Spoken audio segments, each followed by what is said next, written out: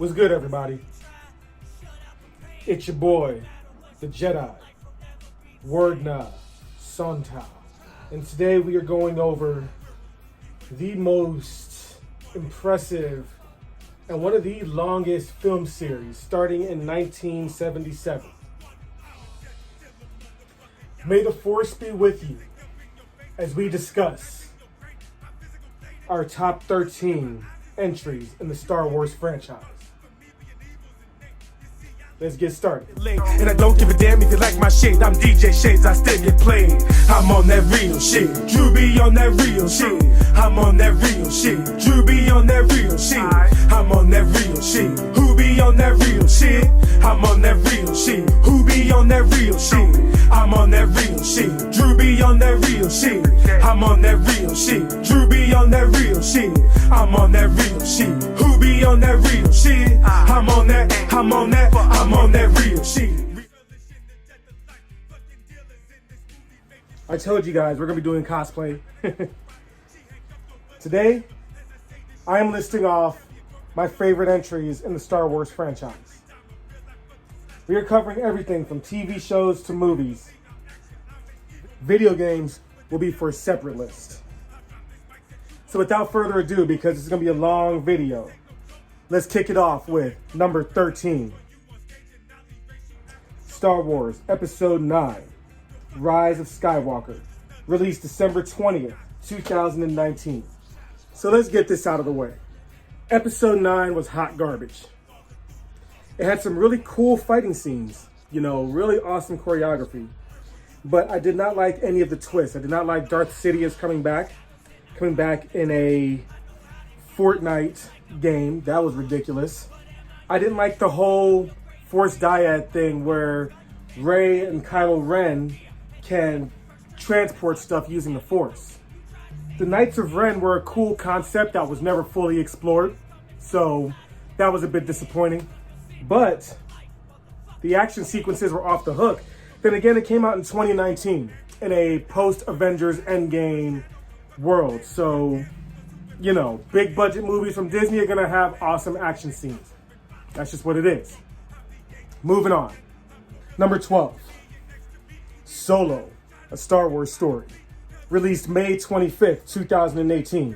I felt like this movie was unnecessary. I didn't see it in theaters, I'm not gonna lie. I actually saw it for the first time about a couple months ago, and I just wasn't impressed. You have this guy, the good thing about Dude is that he looks like Han Solo as a younger character. And I did like Donald Glover, aka Childish Gambino, playing Lando Calrissian. So I really like that. I didn't feel like we needed to see the Kessel Run. And when we did, it felt a little bit underwhelming. I still don't know what the hell a parsec is. Is that a unit of time or a measure of distance? It makes no sense. And it did have a really cool end credit scene of my favorite Sith Lord. So I did like that. Let's move on. Number 11, Episode 8, The Last Jedi, released December 14th, 2017. So with this one, once again, you have some really cool fight scenes. Both Episode 8 and 9 have great choreography, great fight scenes, great special effects. There's a lot of characters I really don't like, such as that new general with the purple hair, whose name escapes me right now. I feel like it starts with the H. But, her keeping everything from Poe Dameron, I just really didn't like that. Luke was just old and salty in this movie. And for us to finally get Luke Skywalker back, the Luke Skywalker back, for us to have him like this was kind of like, meh. I didn't like it. And then the entire subplot, everything to do with Rose, was just pointless. We could do without that. And the fact that what she did with Finn at the end, let the man have a sacrifice. And speaking of that, another thing I didn't like about Episode 9, that's right, I'm going back to an earlier entry, is the fact that deaths did not matter. They had some really impactful things happening, Oh my God, are they gonna kill Chewbacca? Holy crap, nah, psych. Oh no, they're gonna wipe C-3PO's memory. How are they gonna fix that? It's fine. We'll reboot it later. So, there was no real stakes in either movie. Now, episode 8 really did have this cool scene where the rebels used their light speed to go through the bad guy's ship, which was pretty awesome. But the whole side plot was that they were out of fuel and they could not make the jump to light speed, and therefore all they can do is stay far enough out of range for the First Order attacks to not hurt them. Dum dum dum dum dum. Fuel in Star Wars, we're not worried about fuel, we're worried about fuel in real life. Get out of here. Number 10, Episode 1, The Phantom Menace, released May 19th, 1999. So Episode 1, I liked a whole lot, mainly because of the fight scenes, and you're gonna catch me saying that a whole bunch. And Darth Maul really saves that movie to me. He's my favorite Sith. I think that movie has the second best fight choreography in the entire franchise. Originally, this was going to be higher up on the list, but I realized I cannot only look at the fight scenes for a movie I like. I have to look at the whole thing. It was cool expanding the lore, seeing a young Anakin Skywalker. A lot of the fans did not like the whole midichlorian reveal. My idea is you gotta explain it, Doesn't mean it's always gonna make sense with the explanation, but sometimes you gotta get shit out. The pod racing was cool. Jar Jar Binks was annoying, of course. Everyone dislikes Jar Jar Binks. I mean, he was meant for kids, and even my kids were like, this dude's annoying. So, he was a failure. A couple things that I did not like about Episode 1. I was not a fan of all of the politics. For the first Star Wars movie in 19 years, you would think that they would have started it off with a bit more exciting stuff, not trade routes and regulations, because, as a series, it's meant for kids. But no kid's gonna care about that.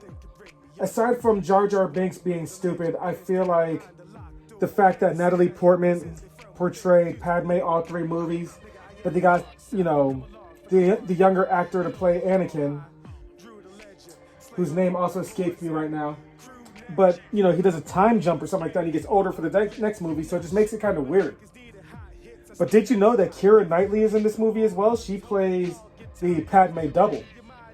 Anakin being a master fighter pilot at such a young age, I get what they were going for, but, I don't know, I really didn't like it. Overall, though, the music was great. Duel of Fates, best Star Wars theme ever. So let's talk about number 9.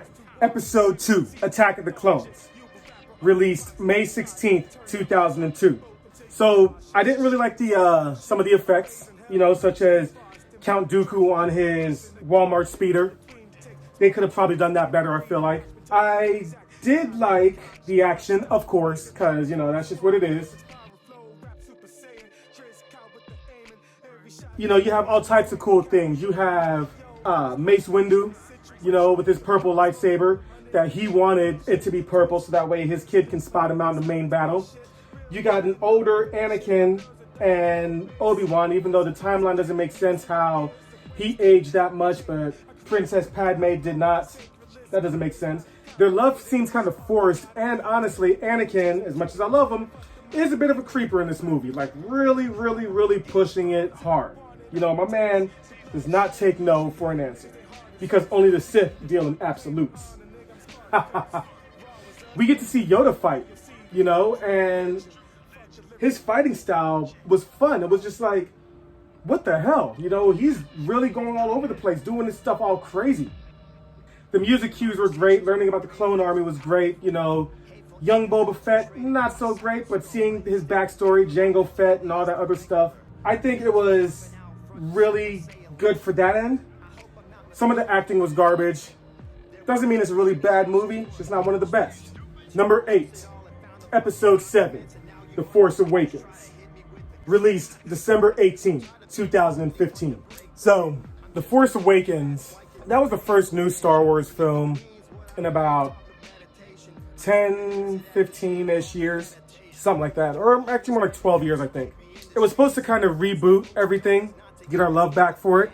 I think it's visually one of the best, like probably the best looking of the whole Star Wars franchise. It just looks crisp. It just looks so clean. It was cool seeing a new saga start up, but there were so many callbacks to the original, to the point where it was like, you know, stop being scared to do new shit. I know the fans bitched about the prequels, but that's because fans bitch about everything. I'm gonna do another video about that sometime. But I did like seeing a female protagonist, even though I feel like Rey got too powerful too fast. Though in my head canon, it makes sense. Like if you're reading about the Jedi your whole life and discover you have the Force powers, why wouldn't you try and do some of the shit you read of? You know what I'm saying? If I found out I had superpowers, I'm gonna jump up and try and fly. You know what I mean? So it wasn't out of place. They just made her too strong without training. I really like the progression of the ex-stormtrooper FN2187, aka Finn. So, but at the end of the day, they all felt too much like they were trying to work on our nostalgia. A lot of shit from 2015 on was just really, really nostalgia baiting. But, you know, Kylo Ren, his introduction, stopping that blaster fire in midair was dope. But then when he turns out to be a whiny, temper tantrum having little bastard, you're kind of like, this is the big bad of the franchise? Some dude throwing a tantrum? Psh, whatever. But we move on from that movie and we're going to move on this list. Number 7, Rouge One. No, that's Rogue One. What was that? Rogue One. Rogue One. Dummy. Released December 16th, 2016. You know, Honest Trailer said it best. It was pretty cool dicking around in the Star Wars universe without the damn Skywalker kids and their daddy issues. On that end, it was fun. I thought it was cool seeing from a ground level, you know, the Empire actually looking terrifying and the Stormtroopers looking like an actual threat. I really like that. I feel like Donnie Yen was underutilized in the movie, but, you know, he's an action star with his own big shit name. I can see why they didn't want the movie centered around him, but his character was very cool. I really didn't like Galen Erso, honestly. Oh yeah, and also I really didn't like how after everybody accomplished their mission, they were just immediately killed after. I get it, none of these characters are in the original trilogy, but, you know, it was kind of like formulaic the way they started doing it. However, yo, that Vader scene at the end, boy, that was dope. That was the coolest we have ever seen Darth Vader. There is no debate. There is no debate. My man came through and just wrecked shop on everybody. And it leads directly into episode 4. So I could have went without the CGI Leia, but you got to do what you got to do when you're doing these movies. I get it.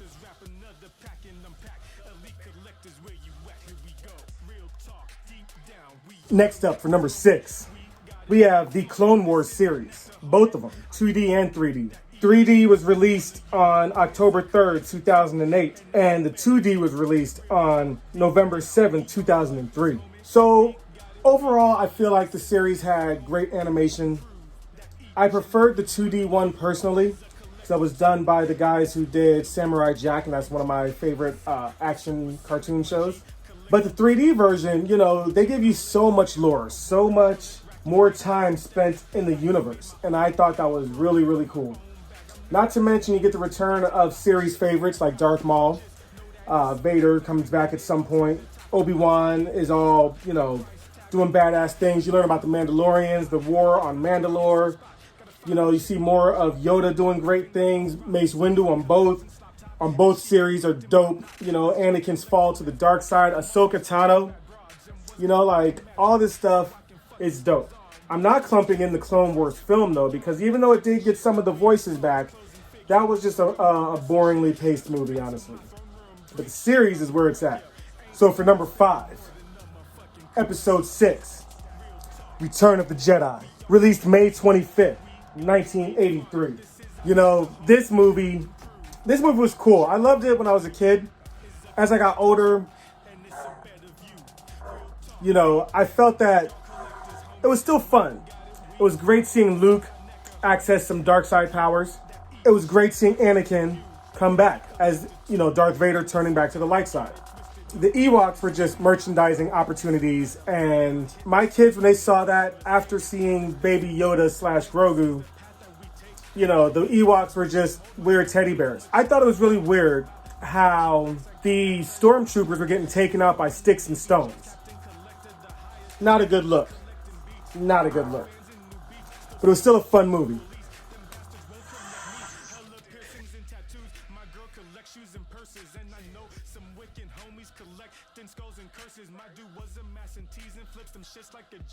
And now, for number 4, Episode 3, Revenge of the Sith, released May 19th, 2005. I love this movie. I'm not gonna lie. And originally, I was gonna put this as number 1.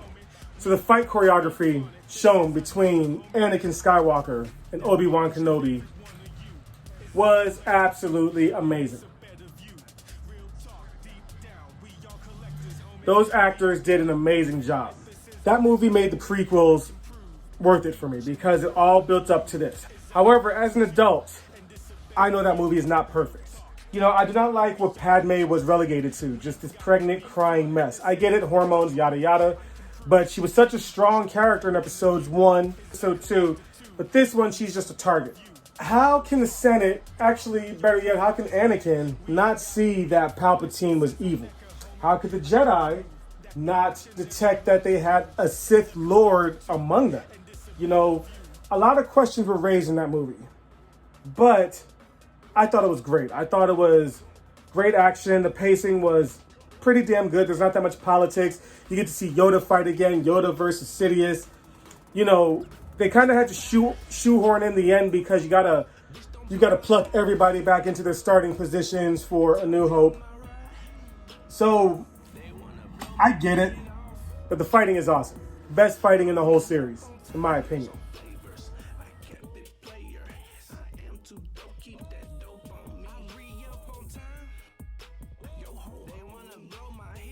Now, for number 3, Episode 4, A New Hope, released May 25th, 1977.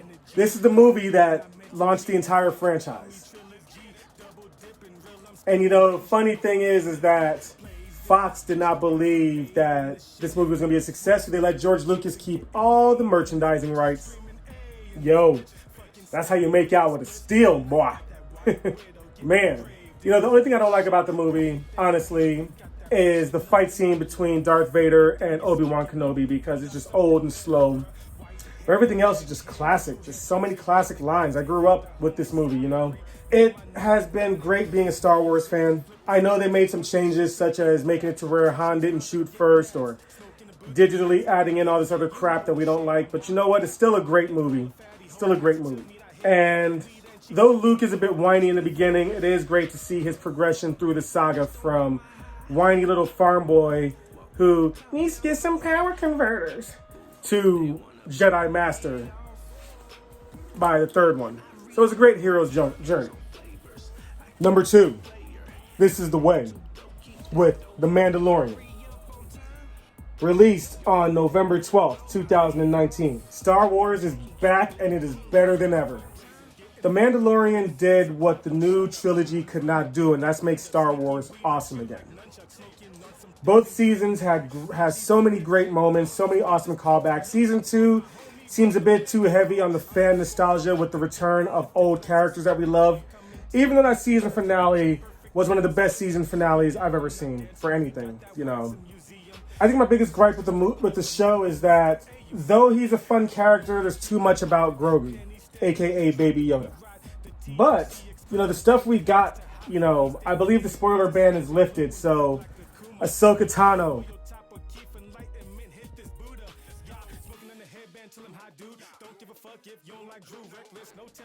Boba Fett, and of course, the holy shit moment when the young Master Skywalker returns. When Luke shows up, it is breathtaking. I loved it.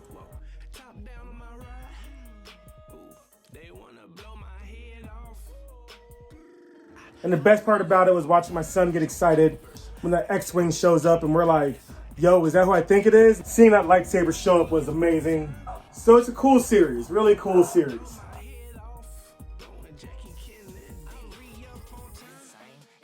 But now, let's talk about number 1. Episode 5. The Empire Strikes Back. Released June 20th, 1980.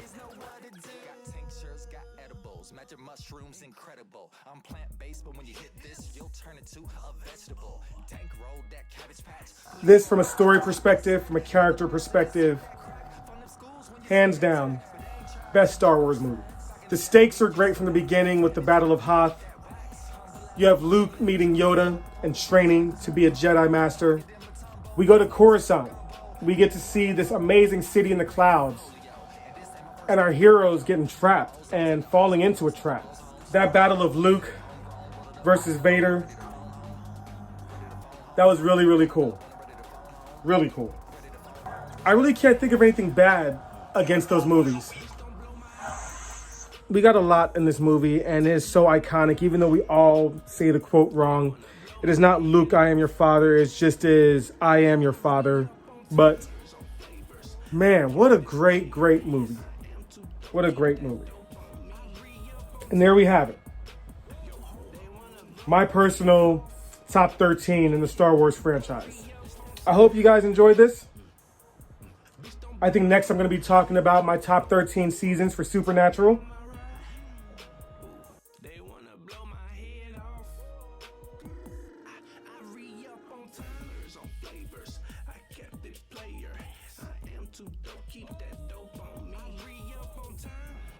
And yeah. But until then, I'm your boy Token Drew. Live up. Smoke out. And game on. I'm out this bitch. Thanks for watching. May the Force be with you. Peace.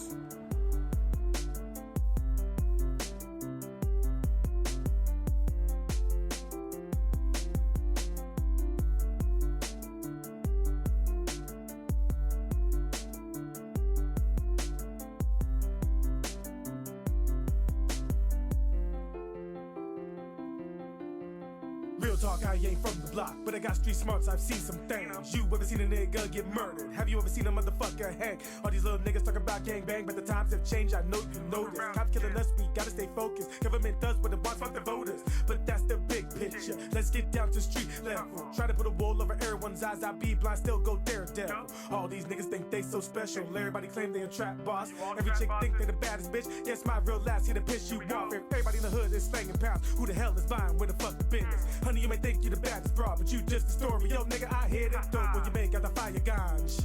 In the end, it's all just weed. Shorty, you make it, the bomb is head, but you ain't the first one to give it to me.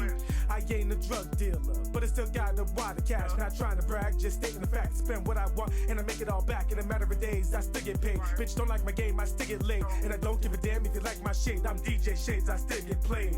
I'm on that real shit. Drew be on that real shit. I'm on that real shit. Drew be on that real shit. I'm on that real shit. Who be on that real shit? I'm on that real shit. Who be on that real shit? I'm on that real shit. Drew be on that real shit. I'm on that real shit. Drew be on that real shit. I'm on that real shit. Who be on that real shit? I'm on that real shit. Real talk, we similar. I hustle, you hustle. I rise, you rise. I struggle and you struggle. Is my shit so different? Cause I talk like I'm educated. Am I struggling the same cause I weigh the tables? Y'all fuckers at my stage exaggerate and say I ain't real cause I ain't a felon. I'm the one buying drugs that you're selling. You hustling for a living, but